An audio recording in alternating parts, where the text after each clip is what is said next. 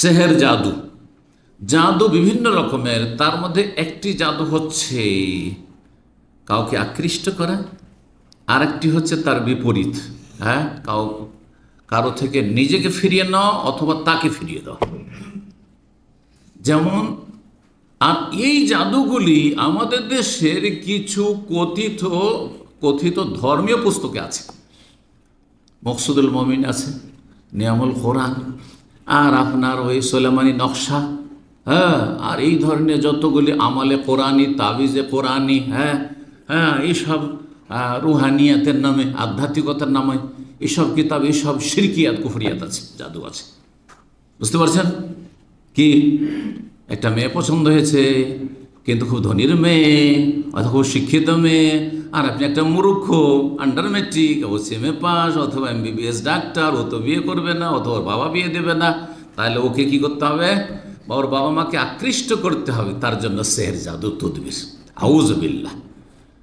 আবার এর বিপরীত, একটা মেয়ের জন্য আপনার ছেলে পাগল হয়ে গেছে, অথবা একটা ছেলের জন্য আপনার মেয়ে পাগল হয়ে গেছে, এখন তো উধাও হয়ে যাবে, পালিয়ে যাবে বাড়ি থেকে, মান সম্মানের ব্যাপার, এ তো বাণিজ্য ডুবিয়ে দেবে। তখন একে ফিরাইতে হবে, এই মেয়েকে বা এই ছেলেকে ফিরাতে হবে। সার্ফ, একে সার্ফ বলা হয়, ফিরানোকে সার্ফ বলা হয়।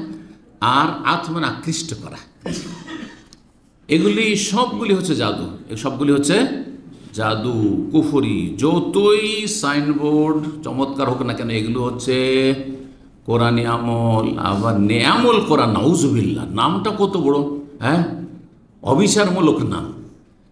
কোরআনের নিয়ামত না এটি জাহান্নামের নিয়ামত? এগুলো আমাদের দেশে 30 বছর আগে, এখনও বেদাতি সমাজে আছে, কিন্তু 30 বছর আগে আপনাদের ঘর বাড়িতেও বিয়ে শাদী লাগলে নতুন বউকে গিফট করা হইতো মকসুদুল মুমিনিন আর নিয়ামুল কোরআন, এগুলো কিতাব। এসব কিতাব, সব শিরকিয়াত আছে। সেহের জাদুর কথা বলছিলাম, এতে ঈমান ভঙ্গ হয়ে যায়। কোরআন কারীমের দলিল সূরা বাকারা আয়াত নম্বর 102, এই একটি লম্বা আয়াতে দুইবার করে জাদুকে কুফর বলা হয়েছে এবং জাদুকে কাফের বলা হয়েছে।